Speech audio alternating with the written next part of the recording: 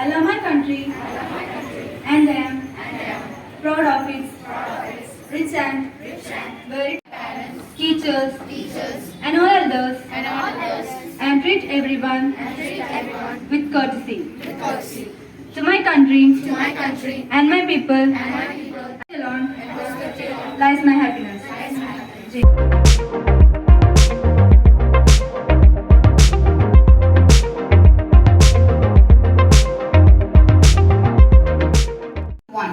Dear ones, inculcate reading habits from this age onwards. Visit the library and explore the world of Reading helps you explore life from different perspectives. The habit of reading is a very good habit that one needs to develop in life. Books can inform you, enlighten you, and lead you in the right direction. You take Newton, you take Einstein, you take Chandrasekhar, thereby breaking the limits of the imagination, they change the world. If you want to be discovered, project chief should become the captain of the problem and defeat the problem and succeed.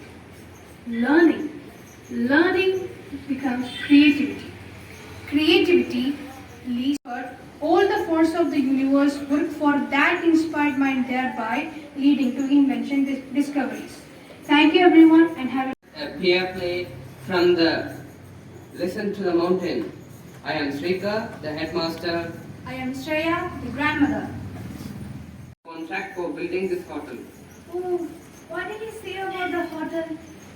He said they are going to build a 5-star hotel with 300 rooms, a shopping complex, a swimming pool, a health club and many more. But son? Valley and Dharmagiri mountain view adds to the beauty it seems. Yes, I know. I have lived here all my life. Here in this village on the slopes of Dharmagiri. The river, trees, flowers, birds and animals are all my friends. I would say this is a paradise for me. But if it becomes a tourist place, the nature, the valley, the animals and birds, what will happen to them? Yes, we thought the same. The river which sustains our crops flows from this mountain. Yes, everything will.